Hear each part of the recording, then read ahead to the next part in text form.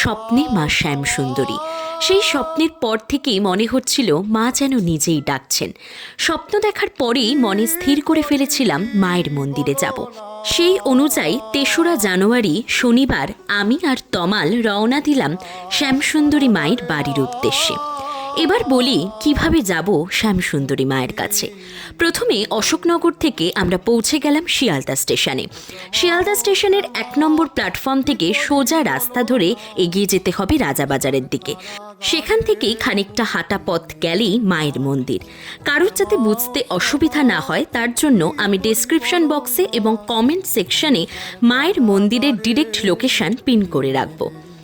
মায়ের মন্দিরে পৌঁছেই চোখে পড়ল সারি সারি ডালার দোকান আর ফুলের দোকান।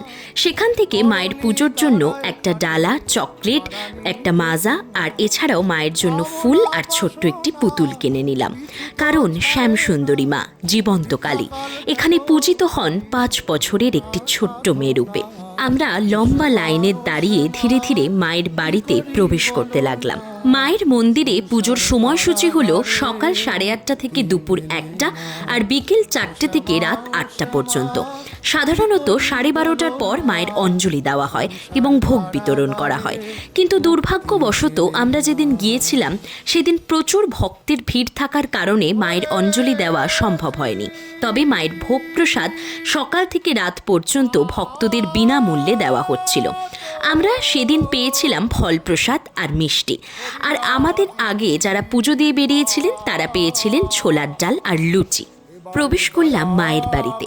আর সুন্দর মায়ের এই চিত্রটা যেটা দেখছো সেটা এঁকেছে পল্লবীদি, যার আঁকা আমি এতদিন শুধু সোশ্যাল মিডিয়াতেই দেখেছি। মায়ের মন্দিরে এসে সামনে থেকে তার আঁকা দেখতে পাবো সত্যিই ভাবিনি। এরপর এই জায়গাটায় আপনারা যাদের নামে পুজো দিতে চান তাদের নাম বলা হয়, ওনারা কাগজে লিখে নেন। তবে এখানে একটা সমস্যা আছে, 1-2জনের বেশি নাম অনেক সময় এনারা নিতে চান না।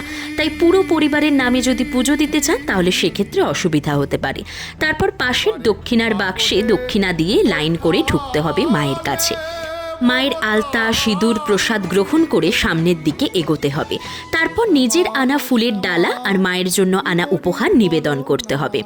মায়ের সিঁদুর ওনারাই কপালে পরিয়ে দেবেন, কিন্তু সবটাই ঘটে ভীষণ তাড়াহুড়োর মধ্যে। কারণ লাইনের চাপ এত বেশি যে মায়ের সামনে আপনাদের 5 সেকেন্ডও দাঁড়াতে দেবে না।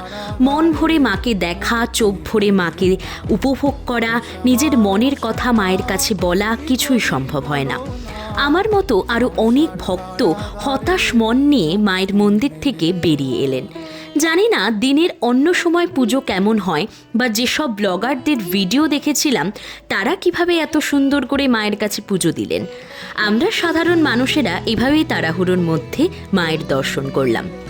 তবু মায়ের মন্দিরের বাইরে এসে চুপচাপ মনে মনে নিজের কথা মাকে বলেছি, এই নতুন বছরটা যেন প্রত্যেকের খুব ভালো কাটে, সবাই যাতে সুস্থ সুন্দরভাবে এই পৃথিবীর বুকে বেঁচে থাকতে পারে।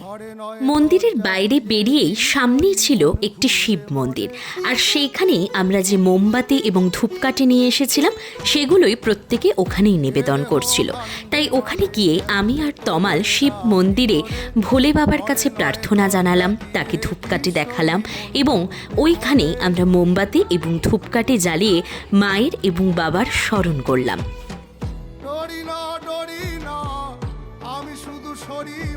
চারপাশের পরিবেশটা যেন ধূপের গন্ধে একটা অন্যরকম আবহ তৈরি করেছিল। কথায় বলে মা না ডাকলে নাকি মায়ের কাছে যাওয়া সম্ভব হয় না। জানি না হয়তো মা সত্যিই মন থেকে চেয়েছিলেন কিনা, তাই এত তাড়াতাড়ি আমরা মায়ের দর্শন পেলাম। তারপর মন্দির থেকে বেরিয়ে একটু দোকানগুলো ঘুরে দেখলাম। সেখানে 10 বা 20 টাকায় মায়ের অনেক সুন্দর সুন্দর ছবি পাওয়া যাচ্ছিল। সেখান থেকে আমি আমার বাড়ির জন্য মায়ের একটি ছবি কিনে নিলাম। এরপর ফেরার পথ ধরলাম। মাকে স্বপ্নে দেখে মায়ের কাছে মন ভরে পুজো দেওয়ার অনেক আশা নিয়ে গিয়েছিলাম। সবটা পূরণ না হলেও মাকে একবার দেখা আর মায়ের মন্দিরের বাইরে দাঁড়িয়ে মন থেকে মাকে নিজের মনের কথা বলা, এটাই তো আসল পাওয়া। এই নতুন বছরটা সবার ভালো কাটুক, সবাই সুস্থ থাকুক। জয় মা শ্যামসুন্দরী। সংসার কারাগারে মা